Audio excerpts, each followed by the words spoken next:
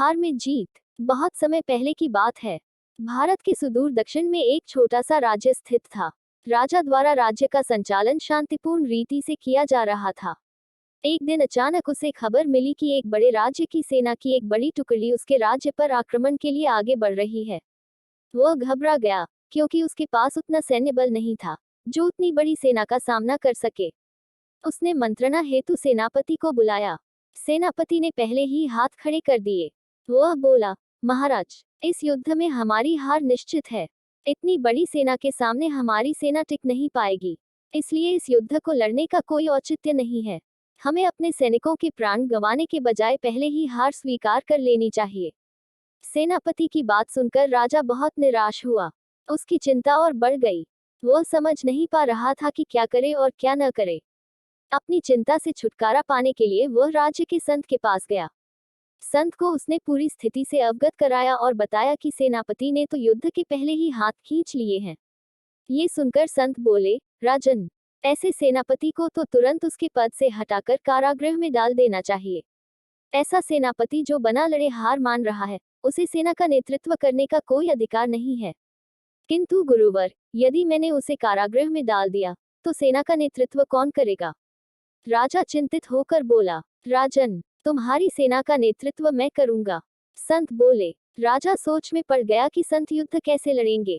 उन्होंने तो कभी कोई युद्ध नहीं किया है। किंतु कोई विकल्प न देख उसने संत की बात मान ली और उन्हें अपनी सेना का सेनापति बना दिया। सेनापति बनने के बाद संत ने सेना की कमान संभाल ली और सेना के साथ युद्ध के लिए कूच कर दिया। रास्ते में एक मंदिर पड़ा।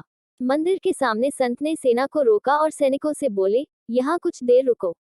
मैं मंदिर में जाकर ईश्वर से पूछकर आता हूँ कि हमें युद्ध में विजय प्राप्त होगी या नहीं। ये सुन सैनिकों ने चकित होकर पूछा, मंदिर में तो भगवान की पत्थर की मूर्ति है, वह कैसे बोलेगी? इस पर सेना की कमान संभाल रहे संत ने कहा, मैंने अपनी सारी उम्र दैवीय शक्तियों से वार्तालाप किया है, इसलिए मैं ईश्वर से बात कर लूंगा। तुम लोग यहीं रुककर मेरी प्रतीक्षा करो। यह कहकर संत मंदिर में चले गए। कुछ देर बाद जब वे वापस लौटे तो सैनिकों ने पूछा, ईश्वर ने क्या कहा? संत ने उत्तर दिया, ईश्वर ने कहा कि यदि रात में इस मंदिर में प्रकाश दिखाई पड़े तो हमारी विजय निश्चित है। पूरी सेना रात होने की प्रतीक्षा करने लगी। रात हुई तो मंदिर में उन्हें प्रकाश दिखाई पड़ा। ये देख सेना खुशी से झूम उठी। उन्हें विश्वास हो गया कि अब वे युद्ध जीत लेंगे। उनका मनोबल बढ़ गया और वे जीत के मंसूबे से युद्ध के मैदान में पहुंचे। युद्ध 21 दिन चला। सैनिक जी जान से लड़े। फलस्वरूप उनकी विजय हुई। विजयी सेना के वापस आते समय फिर वही मंदिर पड़ा।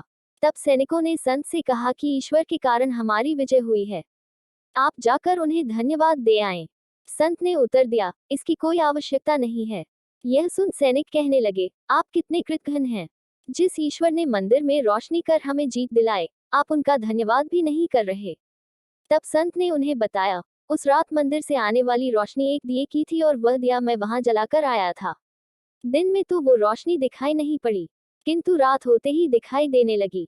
दिए की रोशनी देखकर तुम सब ने मेरी बात पर विश्वास कर लिया कि युद्ध में विजय हमारी होगी। इस तरह तुम सबका मनोबल बढ़ गया और तुम जीत के विश्वास के साथ युद्ध के मैदान में गए और असंभव लगने वाली विजय तुमने प्राप्त की। सीख 1. खुद पर विश्वास रखें और परिश्रम करते रहें। विश्वास की विजय होगी। 2. हमारी सोच ही आगे चलकर वास्तविकता का रूप लेती है, इसलिए अपनी सोच पर ध्यान दें। सदा सकारात्मक सोचें ताकि सकारात्मक परिणाम मिले।